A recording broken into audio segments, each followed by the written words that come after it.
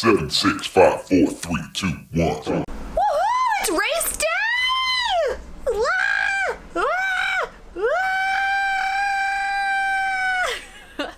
No, I'm actually excited. I'm excited.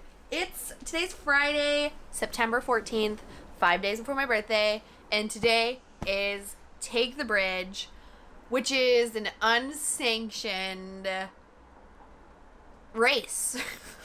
I was going to say illegal, but I don't think it's illegal. It's just unsanctioned, which means Take the Bridge is this race series that we have here in New York, and they go kind of around, and it's kind of underground, and it's kind of like just like kooky and crazy and super intense.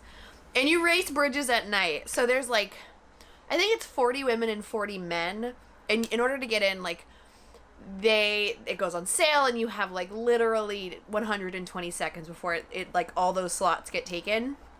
And last year, I've always wanted to do Take the Bridge, but I've been so intimidated because it's just like such a fast and intense thing. And I never really thought it was a race that was for me, and I always just kind of like convinced myself if I did it, I'd be taking the spot of someone who wanted to run faster, which is so stupid because it's not about speed, it's about your personal best. Duh. I knew that, and so me and Jeannie, we trained and played on the bridges, and they do these really fun Strava segments so you can race your segment. And then when it came time to sign up a week before the race, I just didn't do it. And because I knew it would sell out immediately, and I was like, that's perfect, I'll have an excuse. I can say it sold out, and I didn't get in. Luckily, two of the badass ladies behind the series, they reached out to me and were like, what the hell, man? We know how hard you've been working. What is wrong with you? You have to believe in yourself. You should do this. We believe in you. We would love to see you do this. So I did, and it was the hardest race I have ever done in my whole entire life. Like, we were talking like blackout, balls to the walls, push yourself to the limit, see what you're capable of kind of racing. And it was so awesome, and the environment is so cool, and it's so loud, and like you're on there with like pedestrians, and it was just wild. It was absolutely wild. So this time, I didn't get to run the first, I think there's been 3 races so far, 2 or 3. This summer, this is the last race of the series. And I didn't get to run them because I was still with this whole piriformis hamstring issue. So I wasn't well enough to race, but I'm finally well enough to be able to like show up and see where I'm at. So this is my first Project Moonshot, BQ or Bust check-in. The fun thing about this one is normally you know which bridge and what you'll be racing, but this time they didn't announce it until this morning. So we just got the route today. It's on the Manhattan Bridge, and we're gonna be going on the cyclist path, which is a little sketch, and we're gonna be running through traffic. So like we're gonna go over Manhattan, down to the water. We have to go like all the way through traffic and down through Dumbo, and then you get to the checkpoint where they will like mark your arm with a Sharpie, and then you turn around and race back. And the Manhattan Bridge is friggin' gnarly, so this is gonna be so hard, but I'm excited to see where I'm at. We're like 9 weeks into training. I have no idea what I'm capable of right now. So this is just an opportunity to see what's up and have a ton of fun, because I do my best racing when I don't put pressure on myself and I just show up, get out of my own way, believe in myself, and just have as much fun within that world of pain as humanly possible. Because obviously this is like blood in the throat kind of like burning pain. But it's fun. This is what I've been working for. I'm stoked. So yeah, come with me tonight. We are racing the bridge.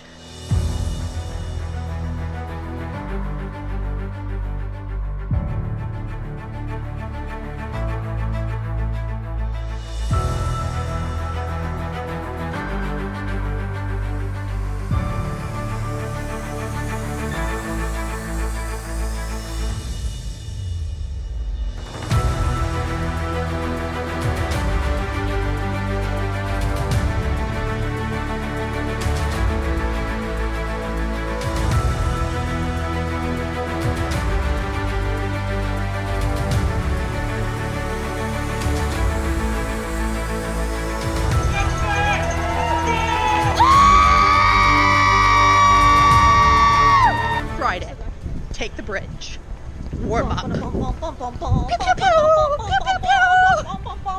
Telly and I are out here. What? We're running through Chinatown. We're gonna get a half of a mile before we race our hearts out.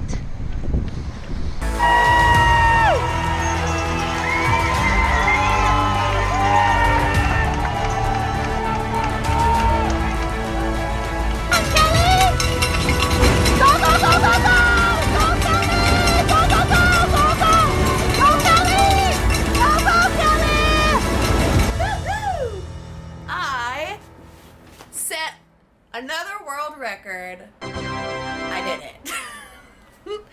Oh my god. That was so hard in the best way. I want to start with this. I'm not moving these because I just don't care. I read the Kipchoge New York Times piece about him running Berlin, like right before I left. And I had kind of been going back and forth between like being really, really nervous and just being really excited because I got the chance to race yesterday, and I haven't gotten to race really since March.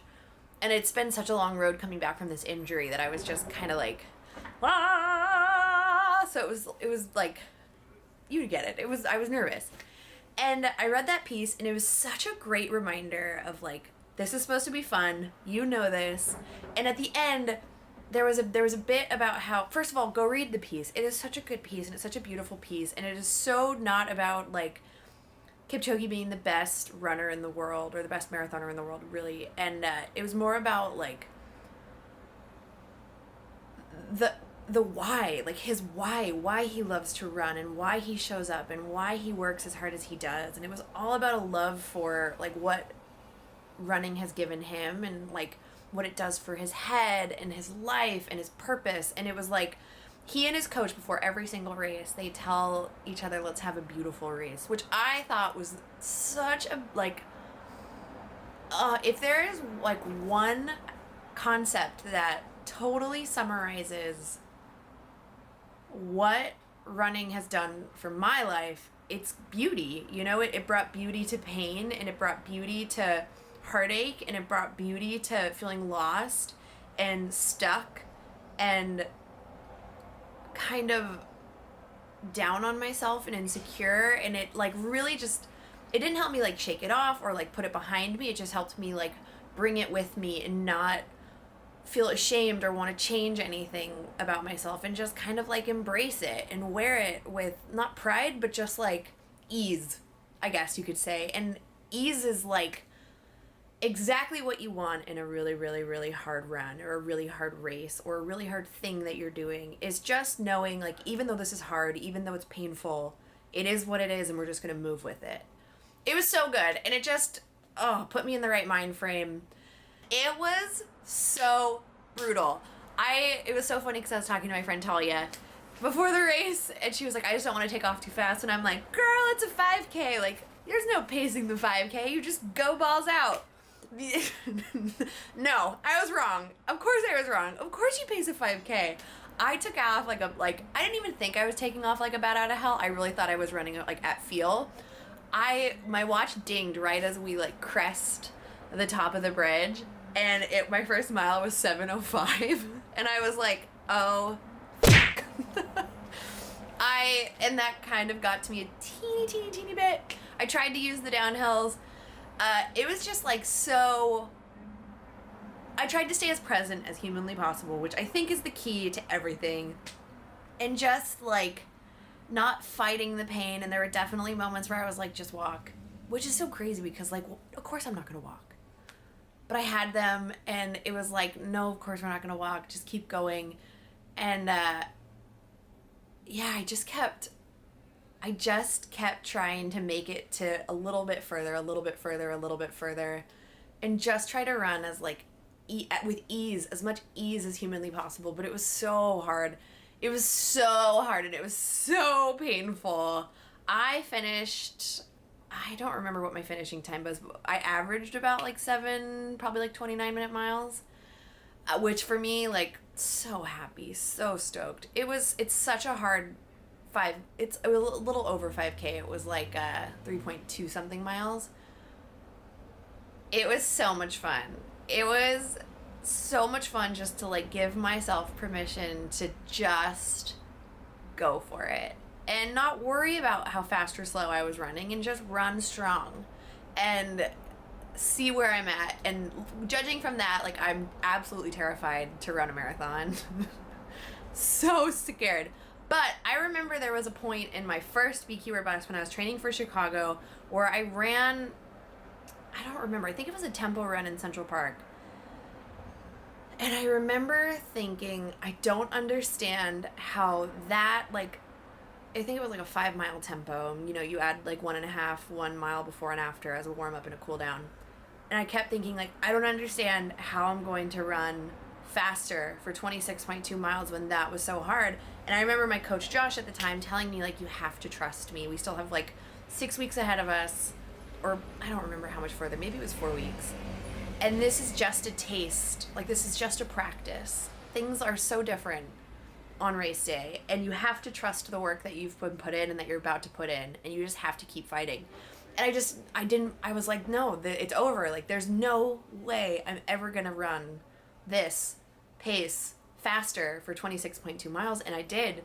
And he's right, like, you're just practicing, and it's just a matter of trusting the process and believing in yourself and showing up for yourself every single day and finding those moments of running, having the most beautiful run, and accepting whatever happens. I mean, that phrase, whatever will happen already has, is like the greatest metaphor for running, because it's not about what's going to happen in a mile from now. It's not about what happened a mile ago. It's just about right now. It is just about right now. Whatever will happen already has. You just have to focus on now. Yeah, it was awesome. What was really awesome is I had a really, really bad tempo run on Tuesday, and I just got in my head, and I ran with the faster pace group, and I think I just let that just like totally like make me feel like crap.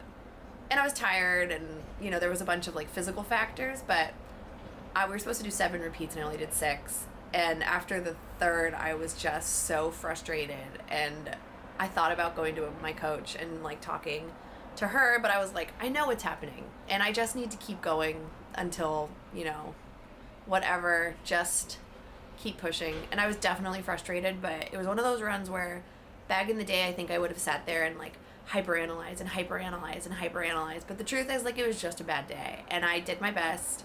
I could have done better, but you know, it was what it was. It's behind me. It's only going to make me stronger. I'm not going to worry about it.